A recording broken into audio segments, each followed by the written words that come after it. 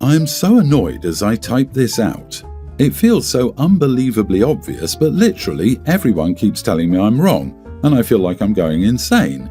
I'm writing this out because I need an outside perspective, because at this rate I'll drive myself crazy.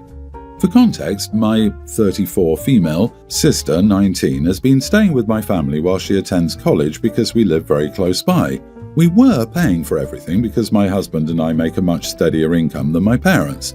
We have enough savings together that it just makes more sense for us to pay for my sister rather than my parents, who helped pay for both me and my husband when we were both in school. In return for charging her no rent, feeding her, and paying for college, all I occasionally ask of her is to help me with my toddler son. It's never longer than an hour max, and only so I can cook or clean without him clinging to my leg or begging to be hugged. He adores her, so it's much easier to hand him off to her while I try to clean up. She doesn't mind because I usually pay her $10 to $15 when it's any longer than 15 minutes. Please understand that this is never, absolutely never, for longer than an hour. I understand that she has studies and most times would rather not deal with him. Still, I always ask if she minds, and whenever she says she's busy or not right now, I always acquiesce and try to find some other way to handle him, usually with YouTube or something similar, which I dislike. Still, it's better than him trying to crawl under my legs when I'm handling a hot pot or something to that effect. I've repeatedly warned her about not having necklaces, bracelets, earrings, hair clips, etc. when she's taking care of him, anything that can be pulled or taken off. This is because he has a tendency to pull and play with them, which I know can be painful. Both my husband and I have repeatedly tried to discourage this behavior. However, he's still a toddler, so of course it's challenging. He either doesn't understand or thinks our scolding is funny, and most punishments don't work either. We refuse to spank him, but you can't ground a toddler or take things away when all they do is laugh. 2 days ago, I had to run an errand, and it seemed inconvenient to take my son when he was taking a nap. I asked her if she could watch him while I went, and she said it was fine. It wouldn't have taken me longer than 20 minutes, which I told her. She again stated it was fine. Before I left, I noticed she was wearing one of those really thin plastic headbands. I told her it could be dangerous, especially with how thin it was, but she said that if he woke up, she'd take it off and put it out of reach. When I came back, I heard both screaming and my toddler wailing. I saw my sister holding her ear and yelling at my toddler son while he lay on the floor crying. I was furious. I grabbed him and I saw that his head was bleeding. I immediately assumed the worst and called an ambulance. When the ambulance did arrive and I finally gave a closer look at my sister, I could see her ear was bleeding. Both were sent to the hospital. Apparently what had happened was that my son had woken up after I left. The two of them were playing together on the couch when she got distracted by something on her phone. When she looked away, my son poked her headband into her ear. She'd apparently thrown him onto the ground to get him away from her and stop him from poking it further. I was still furious with her for obvious reasons. While thankfully the bleeding was just a large cut he must have gotten when he fell, the doctors say he fell so hard he now has a concussion. The headband apparently damaged my sister's eardrum, however, and now her hearing is damaged, which I'm sure I'll feel worse about when my emotions aren't so angry. We paid all her hospital fees, of course. Obviously, my husband and I told her in no uncertain terms that she was going to move out and that we would no longer be paying for her schooling after this semester was complete, but we would not be pressing charges or pursuing legal action, which the paramedics had explained we could do. The problem is that now, several family members are saying we're treating her too harshly. My parents are saying that we should forgive her because it had been an accident and that I shouldn't have trusted her with my son to begin with since he isn't her responsibility. But if she didn't want to take care of him, she could have said so. It's not like she's an irresponsible teenager. She's a grown adult capable of restraining a toddler if they grab something they shouldn't. I do not think I'm the idiot at all, but literally everyone in my life is acting like I am for expecting my sister to do the bare basics of keeping my son safe when I ask her to. Am I the idiot for refusing to pay for my sister's college after she threw my toddler? Not the idiot because you are not obligated to pay for anything for your sister. You don't owe her because your parents helped you and your husband. You also pay her to watch him, even though you shouldn't because you are funding her life, and in my opinion the least she could do is help out for an hour every once in a while. It's also not your kid's fault she didn't heed your consistent warnings and put herself in danger. The family members upset about this situation are more than welcome to foot the bill for your sister. Let's be real for a second. They were not playing on the sofa, and she got distracted by the phone. She was on her phone while the kid was just sitting there next to her. He was bored and grabbed at that headband. You do a lot for this girl, and I think what you require from her is minimal. You are the idiot. How in the heck did you expect your sister to react when your child just burst her eardrum? Also, I highly doubt that she threw him. Pushed him, maybe, but yeah. No, I don't believe for a second that she picked him up and greeted him. It kind of just sounds like you were looking for a way to not pay her tuition to me, because if you have the income you say you have, you could just get a babysitter. My husband, 35, and I, 32 female, have a very small but meaningful tradition we started the first year we got married. It's nothing important, but it's important to me.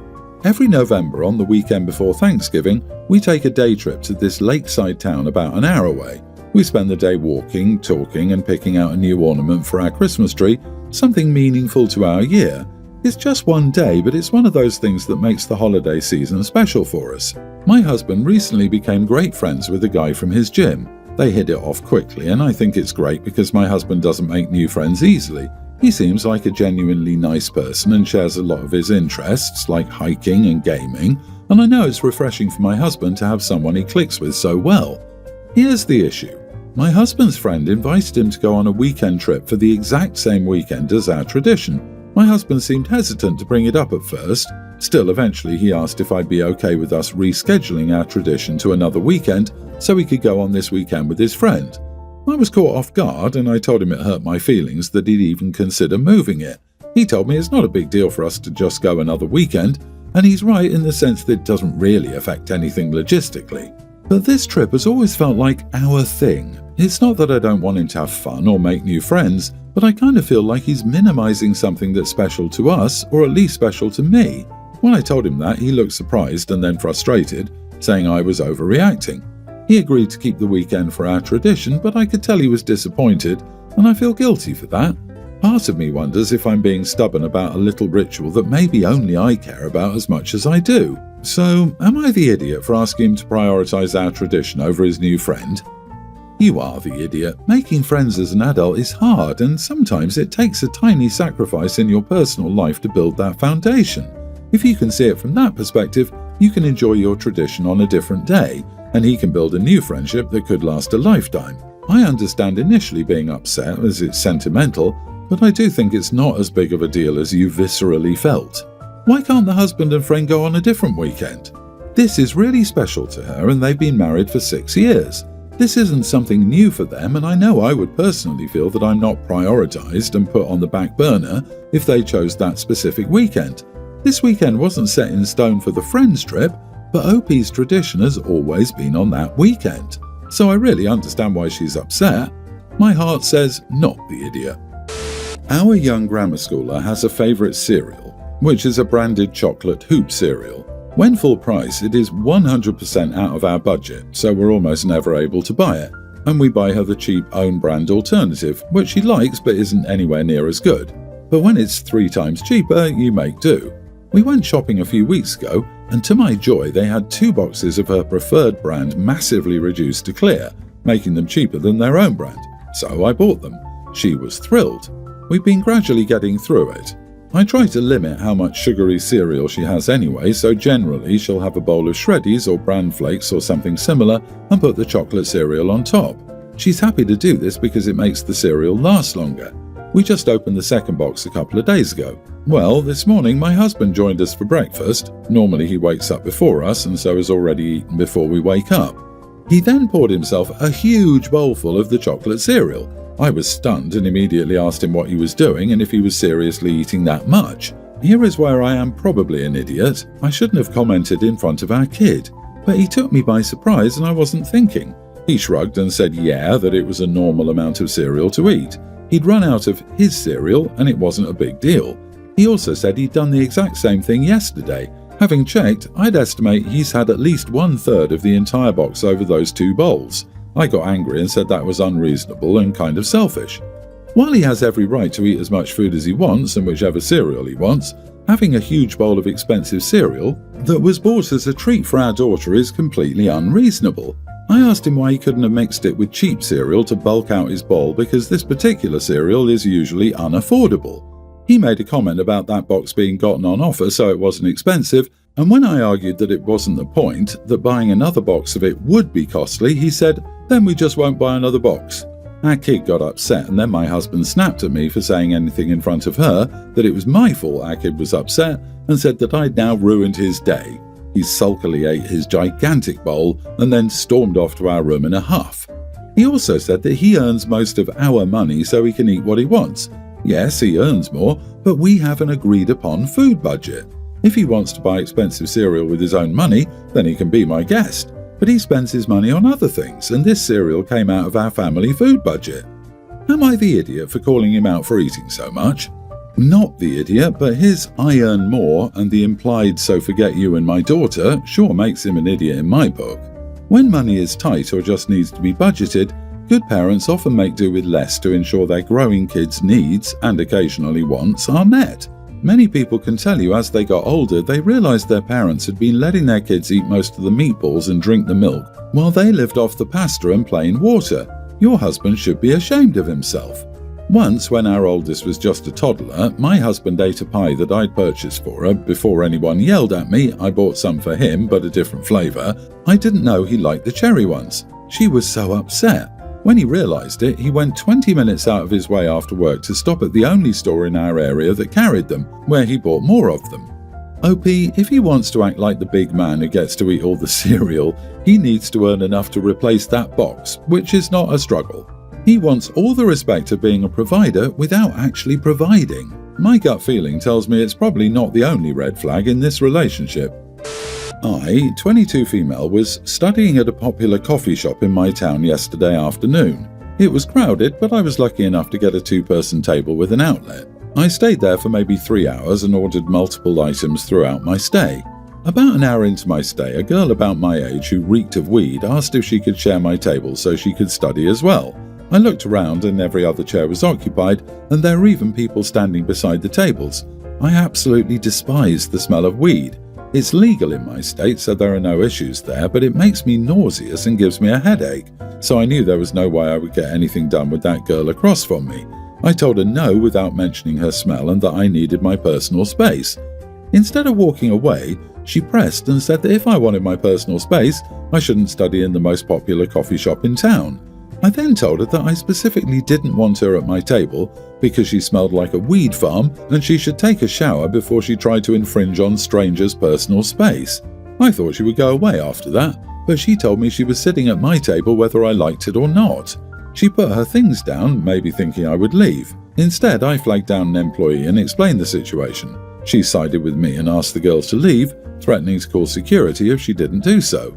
I resumed my work but felt a bit shaken by the situation. Later that evening, I recalled what happened to some of my friends. I thought that they would all agree that she was an idiot, but to my surprise, a couple of my friends told me I was the unreasonable one. One of them is familiar with the coffee shop and told me it was rude of me to hog a table, even though I bought 2 drinks and a pastry throughout my stay, and that if I really had a problem with someone smelling bad, I should have just left. Another one of my friends said that my comment about how that person smelled was out of line, and even if someone is being rude, I shouldn't talk like that to a stranger. This sparked a huge debate until I agreed to post on this sub to settle this once and for all. So, am I the idiot in this situation? Not the idiot. You were at the table first. It was a small 2-person table. It's not like you were sitting by yourself at a big 4+ person table and not letting anyone else sit there. When my husband and I sit together at a 2-person table at a cafe, there's barely room for both of us, plus our laptops. I can't imagine letting a stranger sit that up close and personal next to me, especially if they smell bad. 2 drinks and a pastry isn't much for a 2-seater table for 3 hours, when others are standing in the coffee shop due to a lack of seats, and using an outlet too. You are the idiot here. Unfortunately, other paying customers in places like coffee shops can have strong sense, and there's not much that can be done about it. Drink up your coffee and go find somewhere else to study. But the other patron was acting pretty entitled to the table and probably would have had the same reaction whether the OP was there for 10 minutes or 3 hours. The strong weed smell could also be inconsiderate to the other customers in the business. Yes, I should not be able to taste your perfume in my mouth if we're near each other's vicinities. It's so violently obnoxious. OP, your 2 friends sound like doormats. It wasn't even remotely rude. You had a boundary and enforced it. My mom and Jenny have been best friends since they were little. We aren't actually related, but I still call her Aunt Jenny. Jenny's daughter Ellie is also a teen, and Jenny is sadly the kind of mom who thinks Ellie is never wrong. Here are some examples from over the years. Ellie stole a hair ribbon from another girl. The other girl was lying because she was jealous of Ellie. The teacher gave Ellie an F because she didn't do the work. The teacher is also jealous of Ellie. Also, yes, I know there are bad teachers out there and have had a few myself, but every single one and all the time? Really? Ellie's sister, Annie, hasn't talked to Ellie since moving out. Nothing happened, and Jenny had no idea why Annie was refusing contact. Jenny is so in denial about this one especially.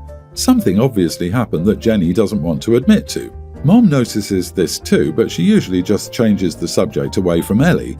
However, she never says anything about it directly to Jenny because she doesn't want it to hurt the friendship. Jenny usually takes the hint and changes the subject.